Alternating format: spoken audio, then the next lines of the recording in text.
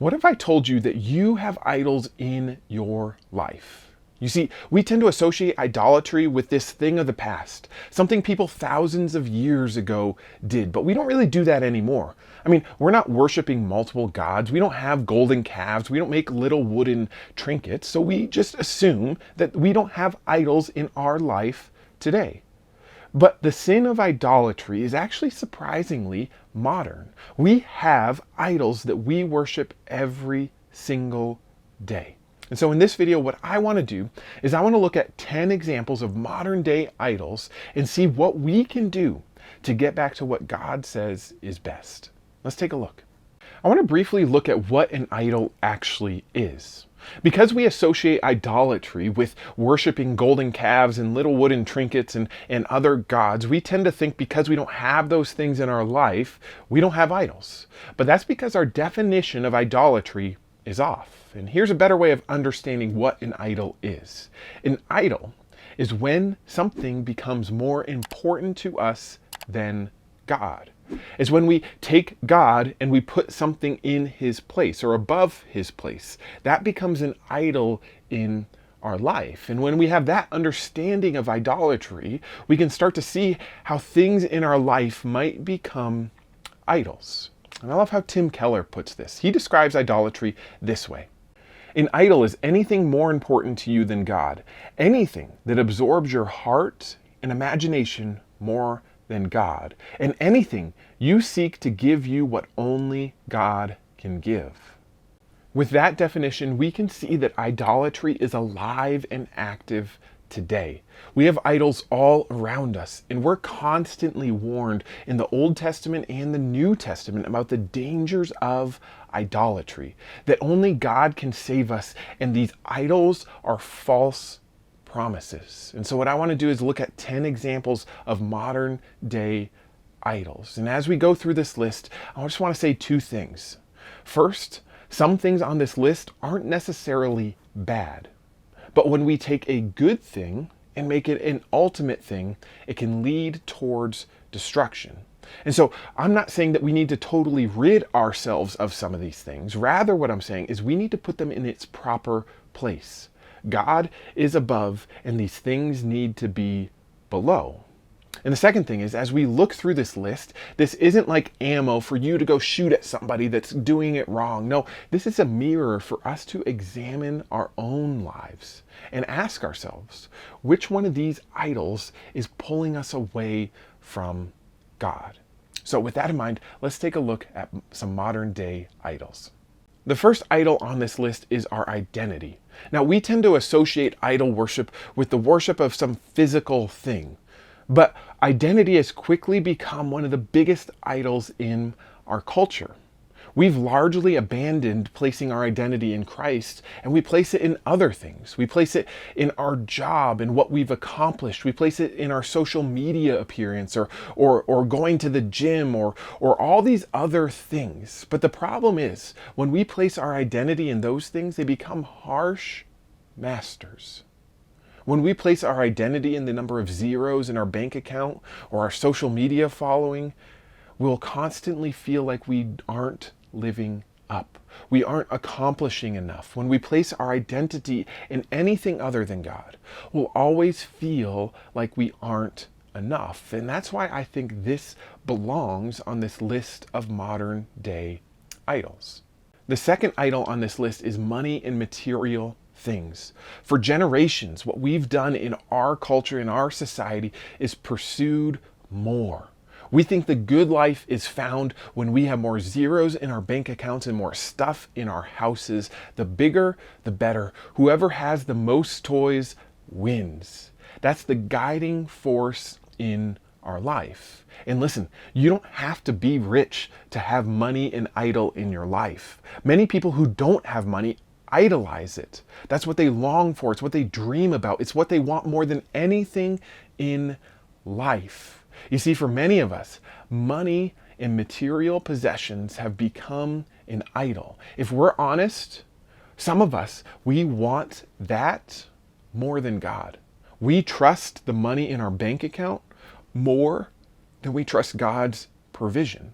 For so many, money has become an idol. The third idol on this list is our jobs and our profession. Now, for many years, the jobs we went to were just simply a means to an end, a way to provide for our family. But in the past couple generations, our jobs have become our identity. And I don't think it's a mistake that at this time, job dissatisfaction is at an all-time high. Perhaps we've put too much stock into our jobs. Perhaps we've made jobs an idol. Now listen, I'm not saying that we should put up with poor working conditions or a boss that demands far too much. What I'm saying is that maybe we've put too much hope in what a job can provide for us. Maybe we've elevated our job above God's provision.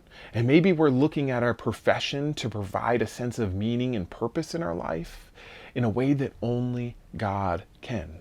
Maybe your job has become your idol. The fourth idol is our physical appearance. We worship the physical appearance in our culture. And you don't have to look very far to see an advertisement promising to fix whatever is wrong with you.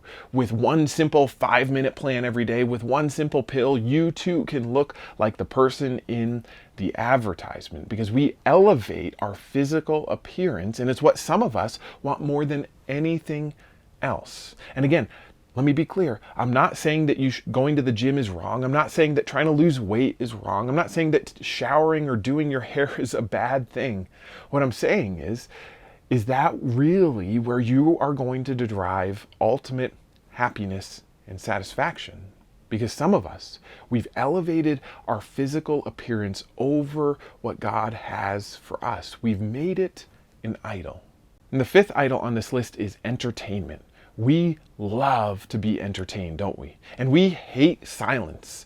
We're constantly looking for that next thing that can entertain us, whether it be on Netflix or some experience we have, or some vacation we can take, or some TikTok we can watch. We love to be entertained. And for many, that's become an idol because we can't sit in silence for more than a few seconds before we reach for our phone, we turn on some music, we listen to a podcast, we zone out in some TV show. We constantly need to be entertained. And for many of us, it's what we spend the majority of the day thinking and dreaming about. And so maybe for you, entertainment has become an idol in your life. It absorbs our attention far too much. And the sixth idol on this list is sex. And this might be the only idol that we think about more than money. Our culture is obsessed, and we've taken this good gift from God and we've made it an ultimate thing. And now this idol is so ingrained in who we are and what we pursue in this world. And you can see just how ingrained it is, because to even question the sexual ethic of our culture brings outrage and defensiveness, because we've made this thing an ultimate thing. And that's leading us away from the life that God has for us. Sex is one of the biggest modern day idols that we still worship. The seventh idol that we worship is comfort. Our lives revolve around comfort. We want the comfiest couches. We want the easiest way to do things. We want the best vacations. It's all about comfort. And listen, comfort isn't all bad. I'm not saying that we should sleep on like a cement floor or something like that. What I'm saying is our calling from God is more important to us than our comfort. But when we place our comfort over God's calling for us, our comfort becomes an idol. Because when we follow God, sometimes He's going to lead us to a place that's a little uncomfortable, but that's actually for our benefit and for our growth. But when comfort is an idol, we will miss out on what God has for us. The eighth idol on this list is our phones and technology. Many of us, we are addicted to our phones. We can't go more than a few minutes without picking them up and reading the latest notifications. We don't want to be out of the loop on anything. And many of us, we've become so addicted to these things. The average cell phone usage now is somewhere between 4 to 6 hours per day. These are clearly some of the biggest idols that we have in our lives. The ninth idol that we worship today is our family and our kids. And now I was hesitant to put this on this list because our families, our children are a blessing from God. God is abundantly clear on that. And I'm not saying that we should get rid of our families or our kids. What I'm arguing here is that we need to put them in the right place. Because many of us today, we've elevated our kids, we've elevated our spouse above God. We look to them to provide us hope and joy and peace and happiness. We're looking to them to provide what only God can provide. We've made a good thing an ultimate thing. Rather than worshiping the one who gave us this good gift, we worship the gift itself, resulting in many people having an idol in their own family. And the last idol on this list is influence and fame. For many people, influence and fame has become an idol. It's become a driving force in their life. It's what they want more than anything, to gain more followers on their social media, to have that video go viral, for people to look up to them as a role model. Influence and fame has become what many people want more than anything else in life, and they're willing to do anything to get it, thus resulting in another idol. Idol worship is still present and active in our culture today, and my guess is one or two of these idols are present in your life. We all have things that we struggle with, that we're drawn to, that we need to push back on, and instead of worshiping that idol, turn our worship to God. Because when we worship one of these things, what will happen is we won't get joy and happiness. We'll actually be robbed of it. And that's why God talks so much in the Bible about not worshiping anything but Him. Because anything else that you worship won't lead you to happiness and joy and peace. It'll actually take that from you. So my challenge for you is to evaluate your life. What idols do you have? Where in your life have you elevated something above God?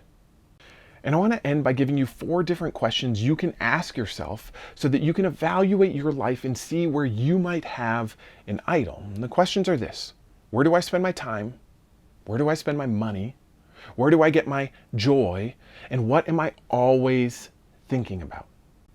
Ask yourself those questions, because what's always on your mind will probably tell you what you value the most. Where you spend your money shows you where your heart is. Where you look for joy will reveal to you what is most important in your life. And again, the items on this list aren't things that we necessarily need to get rid of. We just need to place them in their proper place. And what God wants for you is to be full of peace and joy, but that's only found in Him. So evaluate your life and see where you are placing your hope other than God, and then re-put it back in God so that you can find the life that He has for you. Thank you so much for watching this video. I hope that it challenged and encouraged you to evaluate your life for what idols might be present. If it did, would you leave a comment down below letting me know your thoughts? And also, don't forget to subscribe to this channel so that you can stay up to date on future content that's coming out. Thanks for watching. We'll see you next time.